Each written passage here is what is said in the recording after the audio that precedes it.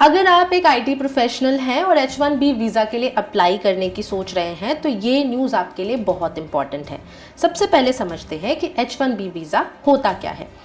ये एक US non immigrant visa है जो कि स्किल्ड प्रोफेशनल्स स्पेशली आईटी और टेक बैकग्राउंड के लोगों को अमेरिका में काम करने का मौका देता है।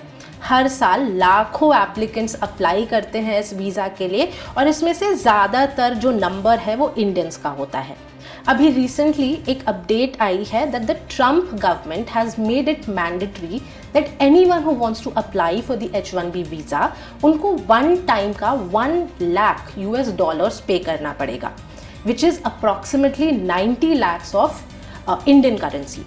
अब ये जानना ज़रूरी है कि 90 lakhs एक रेगुलर इंडियन पर्सन के लिए पे कर पाना आसान नहीं है। पहले ये अप्रॉक्सीमेटली 5 to 8 lakhs का होता था, बट एक और इसमें अपडेट है that this is going to be for those people who are applying for the new H1B visa. ये कोई एनुअल पेमेंट नहीं है, ये वन टाइम पेमेंट है। And anyone who already holds a visa, किसी के पास अगर ऑलरेडी H1B वीज़ा है उसको ये पेमेंट करने की ज़रूरत नहीं है। But anyone who is applying new, specially सितंबर के बाद अगर कोई अप्लाई कर रहा है तो उसको ये मैंडेटरी 1 लाख US$ पे करने की ज़रूरत है।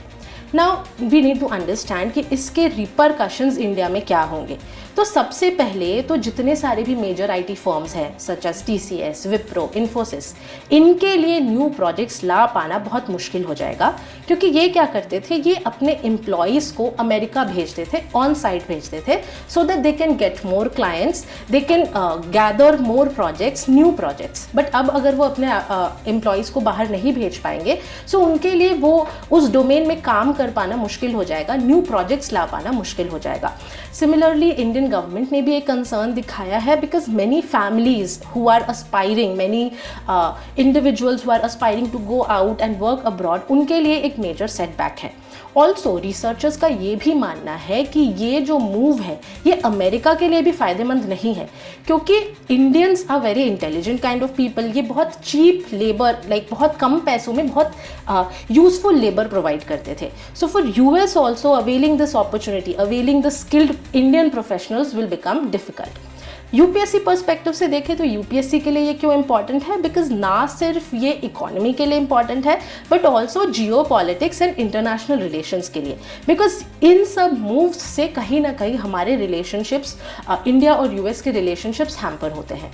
तो आपको मुझे कमेंट बॉक्स में बताना है कि आपको क्या लगता है इस मूव के क्या क्या और रिपरकशंस होंगे and what should be the solution that the Indian government should bring.